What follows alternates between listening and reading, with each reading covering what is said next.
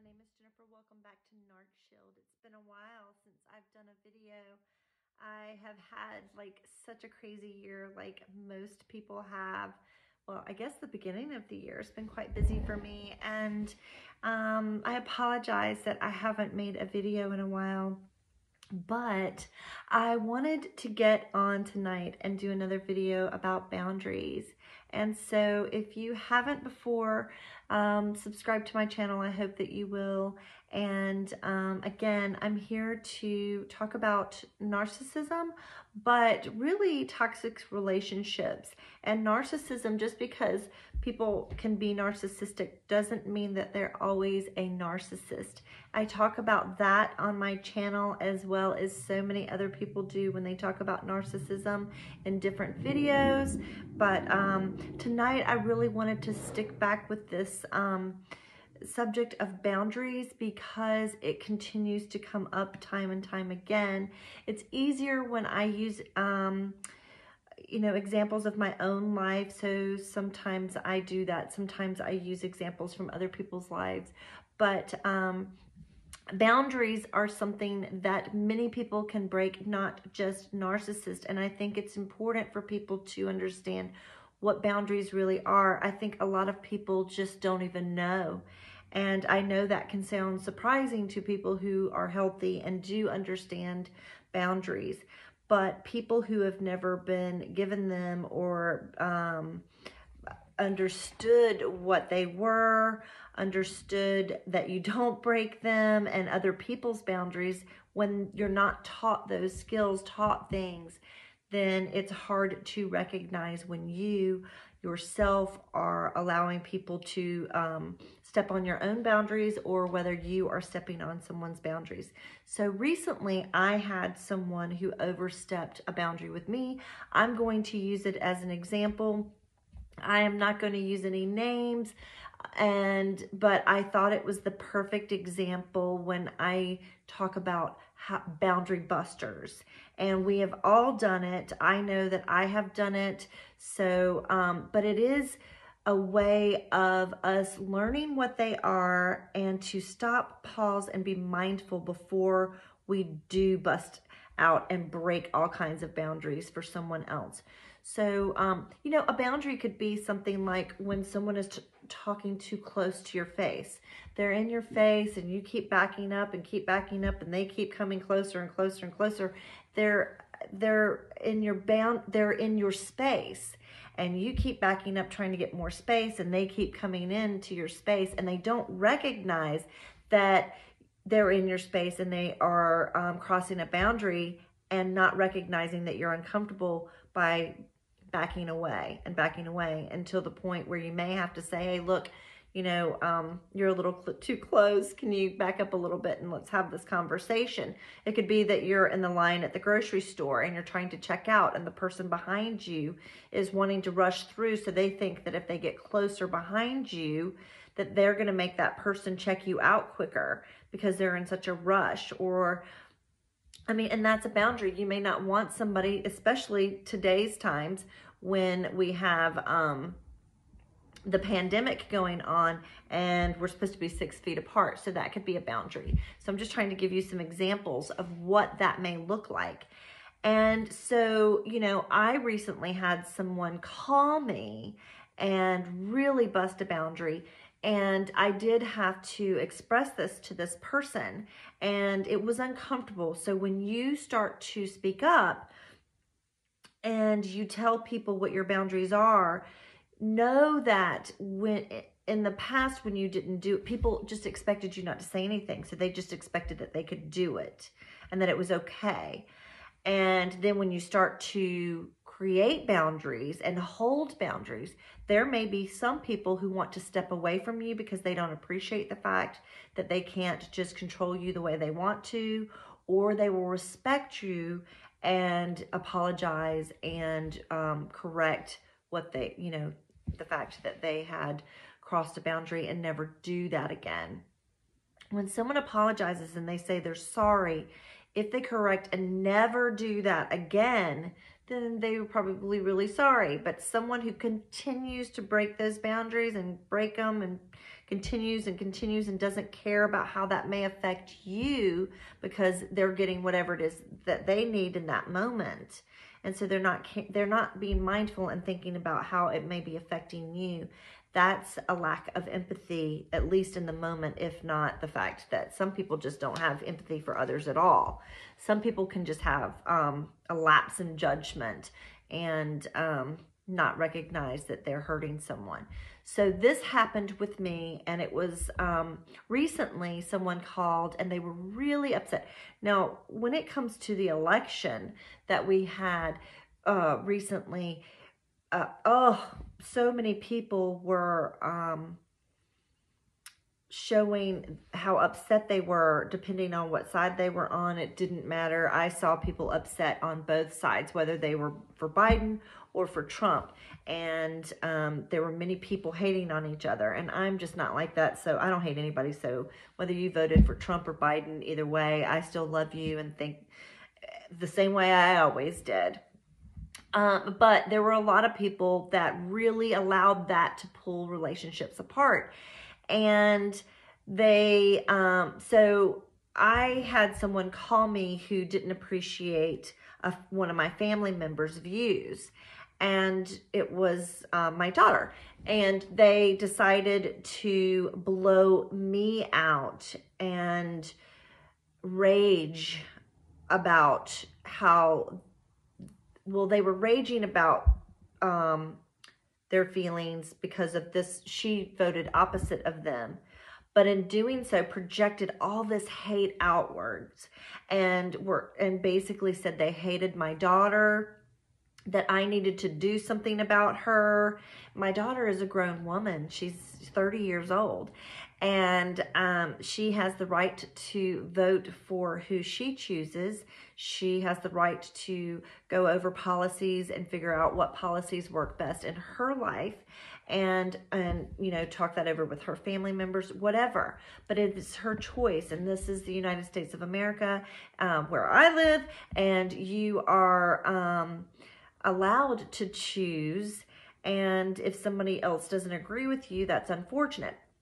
But hopefully you don't let your relationships fail because of it. But this person had black and white thinking at the time, and basically at that moment hated my daughter and let me know that they hated her repeatedly, over and over and over. And I was stunned by it, and I didn't know how to really handle it.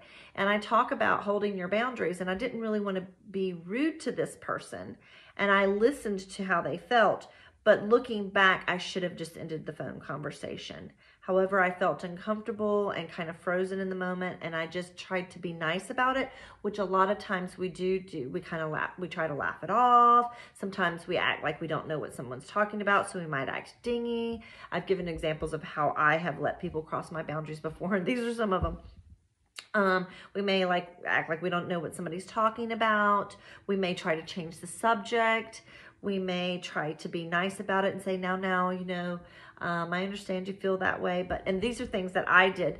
You know, I understand you feel that way, but, you know, don't take it out on, you know, my daughter. She is my daughter. And you try to remind somebody, hoping that they will recognize that it's a boundary. But this person didn't care about my feelings. At least at the time they didn't. I can't speak for after that. But during that time, they could have cared less how I felt and said so. Repeatedly said that, and said that they would continue to feel this way, even though, excuse me, even though I was saying that, you know, they might regret what they were saying. And they were like, no, I will always feel this way. And they continued to spew hate. And when I say hate, it was a very, very hateful conversation. It wasn't even a conversation. It was them projecting complete hate. Excuse me. Talking about a pandemic. I wish I had water sitting here right now. I do have a tickle in my throat. But they wanted me to know that they hated my daughter for her views and for who she voted for, and that they couldn't believe that she could vote for that person, and that they would never feel the same about her again, and basically was letting me know, what in the heck is wrong with you that you would allow her to do what she's doing, and went on the attack about the family and how they really just attacked. And when I say attacked, it was constant attacking. And I was trying to handle it in the best way in the moment that I knew how. But the truth is, I should have ended the conversation and said, you have crossed a boundary and this is not acceptable, and I will not accept this from you again. And so therefore I'm going to end this conversation.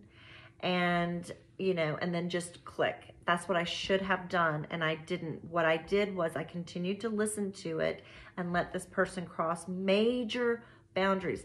This is a boundary where most of the time you think you shouldn't have to tell someone that this is a boundary that they're crossing.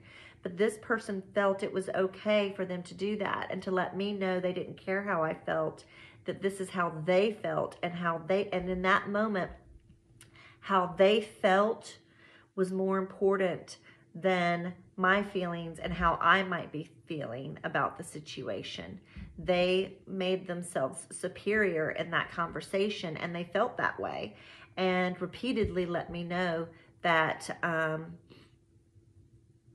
I was in the more devaluing. I was being devalued in that moment. Now, I'm not saying that person is a narcissist, but that was a narcissistic thing to do, and it wasn't kind at all, and there was no mindfulness behind it. And here's the thing. People can make excuses for why they do things that hurt you when they're crossing boundaries like that. There is no excuse. There is no excuse. Now, you can choose to forgive someone and give them grace and pray that they never do that again. And if you do give them grace and they do it again, then you can make the decision probably to pull away from that relationship, because it's not healthy for you. You don't deserve to be abused ever, and that's emotional abuse. Now, in this particular situation, I was not happy. When I got off the phone, I thought about it for days and days and days.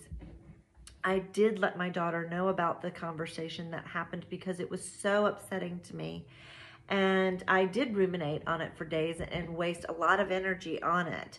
However, I decided that it was time to let that person know that they had crossed a boundary with me. Now, this person did apologize to me, and hopefully it never happens again. This person was someone it is very important to me. And so hopefully they recognized what they did and won't do that again. Now, if this person decided to, let's just say, I'm going to use this as an example. I'm not saying this person would do this, but being that I talk about narcissistic abuse, if they decided, oh, I hate her too, because now she's trying to correct me and I know that I'm right, and I'm going to make her pay in some way and try to make me feel bad in some way because of that, because I expressed my feelings, or try to devalue me more and try to punish me in some way, that would show me that this relationship, I would need to take more notice, okay, and decide whether going forward that this would be a relationship that I would want to keep in my life.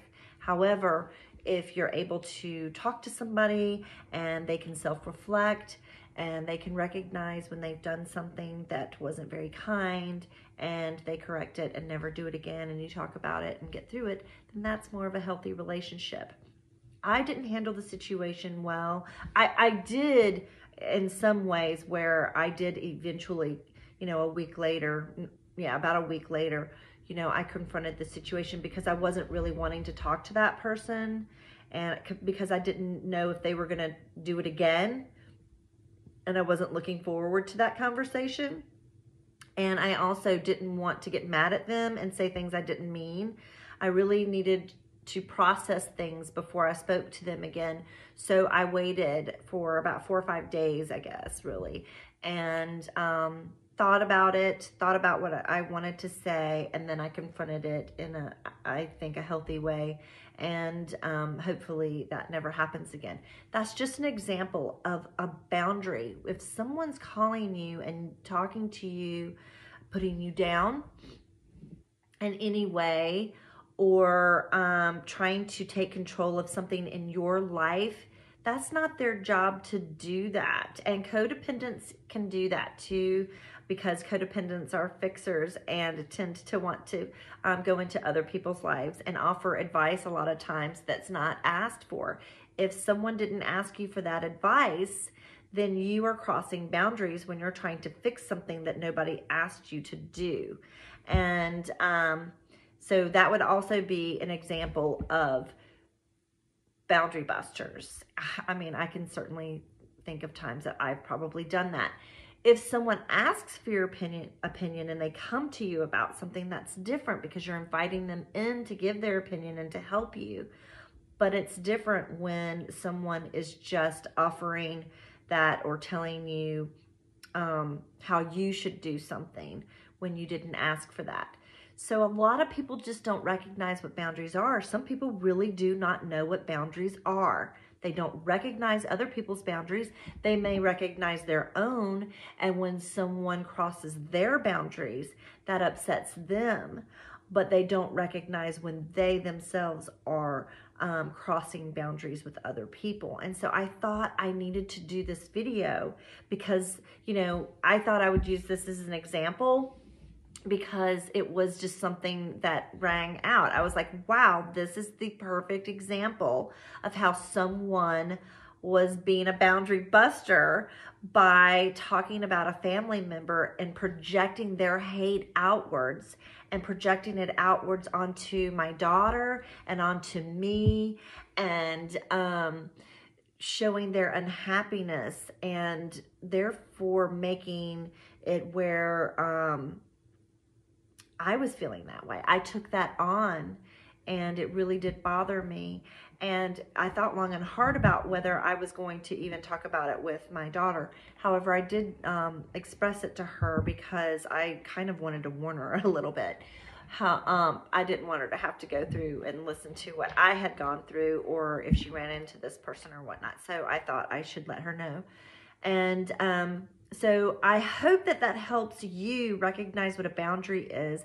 I talked about this also when I talked about people on your social media pages. It could be even, boundaries could be on dating sites when people start talking about things that are uncomfortable. If somebody starts talking in a sexual manner to you when you're just on a dating site trying to get to know someone, that could be a boundary for you, where you're like, wow, that makes me uncomfortable. And you say, I don't want to talk. I don't talk like that. That's not who I am. And that person continues to try to force themselves on you. Or a boundary would be if you're on a date with someone and you're not ready to move to even a kiss or what, and you say, hey, look, I just want to take things a little slow. It's nice getting to know you, but I'm not ready for that. And that person keeps trying to push themselves on you. That's crossing a boundary. So if you want to get to know someone and you are texting with them, but you don't necessarily need to be texting them every day or all the time, they're not your boyfriend, they're not your husband, your wife, or something like that, and you're just trying to get to know someone, but they have those expectations of you, it could be crossing a boundary. You may not be ready for that. If they get mad at you because you aren't ready for that and you say that, and they take it as a personal criticism, that's their problem, not yours. And it may be a red flag for you that that's not the right person for you. If they are taking things so personal like that right from the get-go. I know people have done that. I've talked about this when I've talked about the dating sites, and where you're trying to, respond to people, and they're taking things so offensively right out the gate This speaks volumes about how they truly feel about themselves inwardly, and they need to self-reflect and take a step back. And maybe those people aren't ready to be out in the dating world and aren't quite healthy yet and kind of on their process of working things out. So you need to recognize the red flags. Boundaries are important. Make sure that you have boundaries for yourself. That means you're healthy. You're healthy when you have boundaries. And people who are healthy will respect you. You will have respect from people when you hold your boundaries and you respect yourself. So until next time, this is Narcshield. I hope that you will like, share, and subscribe, and I look forward to seeing you again. I'm sorry it took me so long to do another video, but I have had so many personal things going on in my life this year, as many people have. But I love that you're here, and I look forward to seeing you again. Happy Valentine's Day. Bye.